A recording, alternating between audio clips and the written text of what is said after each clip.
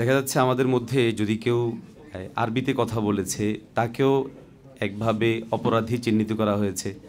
সালাম চর্চা করছে, এটা একটা অপরাধী হিসেবে চর্চা করা হচ্ছিল।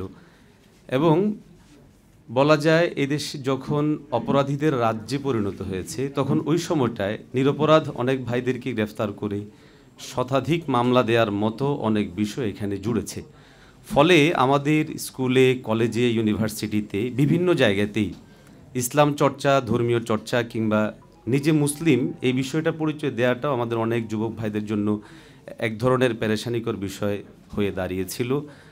আমরা মনে করি যে আমরা যুব আন্দোলন সহ যারা কাজ করছেন যুবকদের এই বিষয়টা নিশ্চিত করা জরুরি। দ্বিতীয় হচ্ছে আমাদের যুবকদের স্পিডকে কাজে লাগিয়ে অনেক সময় অনেক ধরনের শক্তি কাজ করার চেষ্টা করে, এবং আমরা দেখেছি যে আমাদের বাংলাদেশকে নিয়ে বরাবরই টানাপোড়েন ছিল। সাম্রাজ্যবাদী শক্তি, আধিপত্যবাদীদের বিভিন্ন ধরনের তৎপরতা ছিল। তো ইদানিং সময়ে যে বিষয়টা বারবার আওয়াজে আসে সেটা হচ্ছে সাম্রাজ্যবাদের আগ্রাসনের একটা ভয় কিন্তু আমাদের বারবার কাজ করছে। এবং আমরা দেখেছি পাকিস্তান, আফগানিস্তান সহ পৃথিবীর যে কোনো জায়গায় আমেরিকা তার সাম্রাজ্যবাদী তৎপরতাকে বাস্তবায়নের লক্ষ্যে এক ধরনের অপতৎপরতা চালায়। সেটা অনেক সময় এমন লেভেল থেকে হয় যেটা অনেক সময় আমরা উপলব্ধিও করি না। সেক্ষেত্রে দেখা যায় তারা তাদের জায়গা থেকে বেশ কিছু লোকবল যুক্ত করে, যারা ওই দেশীয় বিভিন্ন চলমান যে সমস্ত রাজনৈতিক শক্তি আছে কিংবা সম্ভাব্য রাজনৈতিক শক্তি আছে সেগুলোকে নস্যাৎ করার জন্য বিভিন্ন ধরনের ইস্যু তৈরি করে। এই বিষয়গুলো আমাদের খুব গভীরভাবে বোঝা দরকার। এবং বিশেষ করে পাকিস্তানে যে বিষয়গুলো ঘটিয়েছে বারবার সাম্রাজ্যবাদী আমেরিকা, এবং সেখানে বিভিন্ন গোষ্ঠীকে তৈরি করে মুসলিমদের পারস্পরিক রক্তারক্তি, খুনাখুনি তৈরির যে বিষয়টা তৈরি করা হয়েছিল, এবং এক্ষেত্রে সম্ভাব্য অনেকগুলো মেধাকে যেভাবে নিঃশেষ করে দেওয়া হয়েছিল, আমাদের যুবকদের এই জায়গাটা খুব করে খেয়াল রাখতে হবে।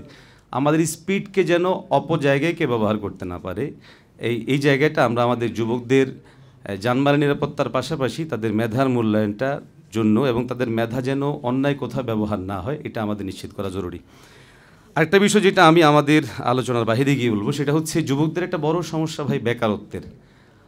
আর আমরা আমাদের যুবকদেরকে যদি সেট আপ করতে চাই সেক্ষেত্রে আমাদের সরকারি যে সমস্ত স্তরগুলো ছিল, পুলিশ, র্যাব এবং বিভিন্ন সরকারি বাহিনী যে বিষয়গুলো ছিল, সেখানে আমরা আমাদের বর্তমান যে যুবকরা আছে তাদেরকে আমরা কেন এখনও সেট করতে পারছি না?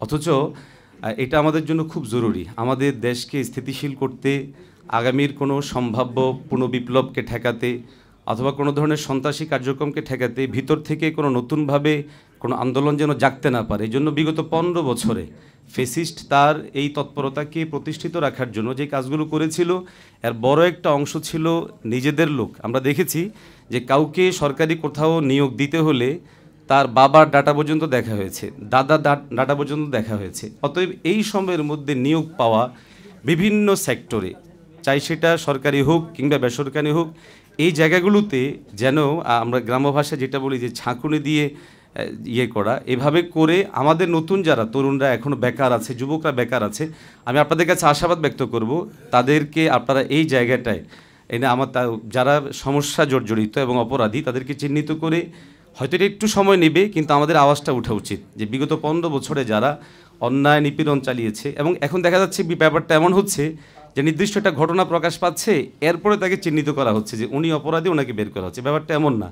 আমরা আশা করব আমাদের যুব আন্দোলনের মাধ্যমে এই আওয়াজ আমাদের বর্তমান অন্তর্বর্তী সরকার পর্যন্ত পৌঁছে যাবে যে বিগত সরকারের 15 বছর বা 16 বছরের সময় ধরে সে ধীরে ধীরে তিলে তিলে বিভিন্ন স্তরে পর্যায়ে যে বিশাল জনশক্তি দাঁড় করিয়ে সে তার দানবীয় এই চরিত্রটাকে বাস্তবায়ন করতে পেরেছে। ওই দানবের সহযোগীগুলোকে চিহ্নিত করা হোক। আমাদের যে সমস্ত ছাত্র জনতা তারা এখানে নিজেদের জীবন দিয়েছে, আমরা হয়তোবা অনেকেই যাদের হাত চলে গিয়েছে, পা চলে গিয়েছে, এখন যারা হাসপাতালে কাতরাচ্ছে, তাদেরকে আমরা অনেক জায়গায় সেক্টর দিতে পারবো না, কিন্তু তাদের মেধার মূল্যায়নটা আমরা করতে পারবো। অতএব যারা ইনজুর্ড হয়েছে এদেরকেও যেন স্পেশালিভাবে রাষ্ট্রীয় কোনো দায়িত্বের জায়গায় আনা যেতে পারে সেই জায়গাগুলো আমরা খেয়াল করব। সকলকে ধন্যবাদ। সালামু আলাইকুম রহমতুল্লাহ।